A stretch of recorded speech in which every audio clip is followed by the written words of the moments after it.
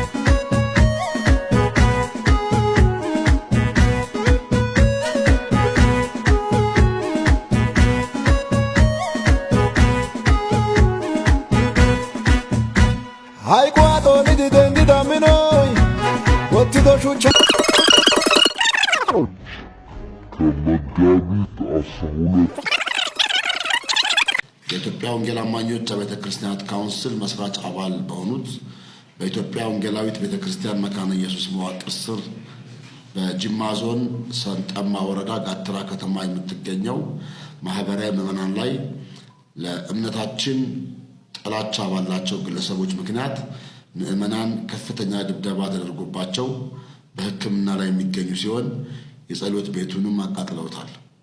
ጉዳዩን ለጅማ ዞን የመንግስት አካላት አመልክተን አጥፊዎች በሕግ እየተጠየቁ እንዳለና በሕግ አግባብ ውሳኔ ሊሰጥ እንደሚችል የተነገረን ቢሆንም ምዕመናን የጸሎት ቤት ፈርሶባቸው በሜዳ ላይ እያመለኩ በመሆናቸውና ወቅቱ ክረምት ከመሆኑ ጋር ተያይዞ ጊዜ የማይሰጠው ጉዳይ በመሆኑ የሚመለከታቸው የጅማ ዞን የመንግስት አካላት ይህንን ተግባር በፈጸሙ አካላት ላይ ሕጋዊ እርምጃ በመውሰድ በአካባቢው በየወቅቱ የሚደርሱ ሃይማኖታዊ ጥላቻዎች እንዲቆሙ በማድረግ ለሕዝቡ ይፋ እንዲያደርግ እንዲሁም የተቃጠለው የጸሎቱ ቤት እንዲሰራ እንዲደረግልን እየጠየቅን በተመሳሳይ መልኩ በአፋር ክልል በዱለቾ ወረዳ ውስጥ ባሉ የከሰም ቀበናና በደሆ ቃለ ሕይወት ቤተክርስቲያን ላይ ግለሰቦች ዝርፊያ በማከናወን በምዕመናን ላይ ከፍተኛ ተጽዕኖ እየተደረገ ይገኛል። እንዲሁም በሶማሌ ክልል በቦምባስ ከተማ በሚገኙ ምዕመናን ላይ ከፍተኛ ድብደባ ተደርጎባቸው ወደ እስር ቤት የተላኩ ሲሆን ይህ መግለጫ እስከተሰጠበት ሰዓት ድረስ በጅጅጋ ከተማ 4 ምዕመናን፣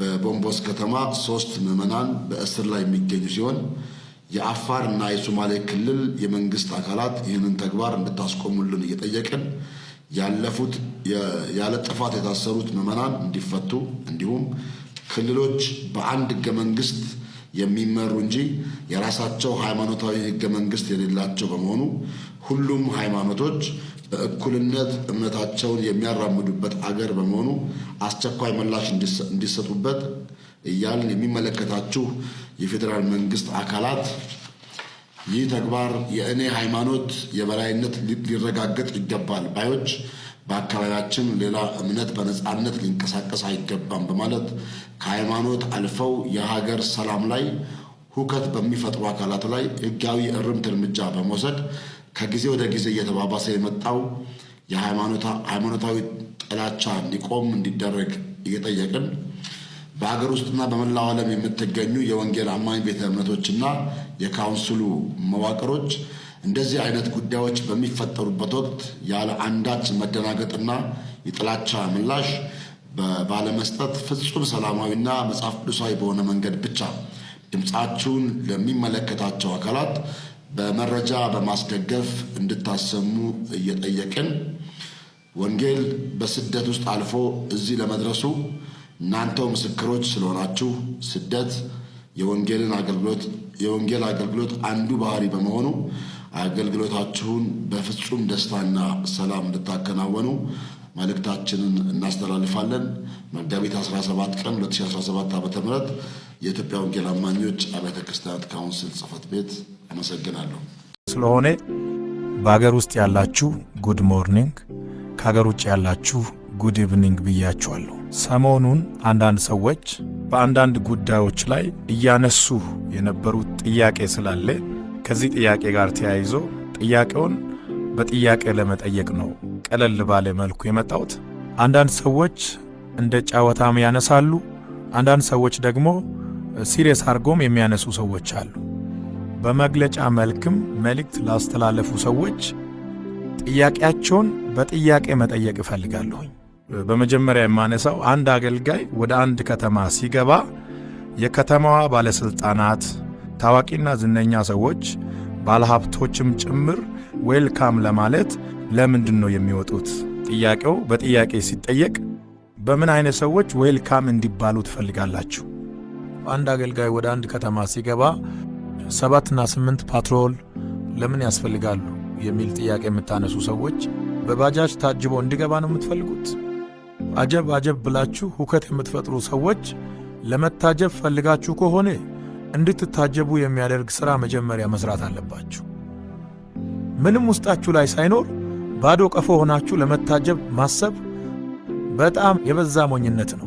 በመጀመሪያ የመንግሥት ፓትሮል የሚወጣው ዌልካም ለማለት የሚወጣው የሕዝቡን ደህንነት ለመጠበቅ ነው። ይሄ የመንግሥት ተቀዳሚ ኃላፊነት ነው።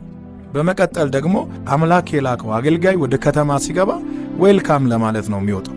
የክርስቶስ አምባሳደር ይመጣል ተብሎ ማርሽ ባንድ ብቻ አይደለም ካላንደር ሁሉ ሊዘጋ ይችላል። በመጀመሪያ ደረጃ አንድ አገልጋይ ብላችሁ ንቀት በሚመስል መልኩ አገልጋዩን የምታነሱት ነገር ተገቢ አይደለም። ይሄ አገልጋይ ሲንቀሳቀስ ተሸክሞ የሚዞረው አንድ ትልቅ መንግሥት አለ።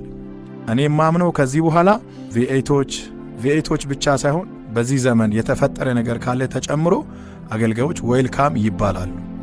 ለመቀበል እንደምትቸገሩ አውቃለሁ፣ ግን ኦፕሽን የላችሁ። አገልጋዮችን በንቀት አትዩ። አገልጋዮች የእግዚአብሔር ቃል አቀባዮች ናቸው። አገልጋዮች የእግዚአብሔር ምልክት ናቸው። አገልጋዮች የእግዚአብሔር ድምፅ ናቸው።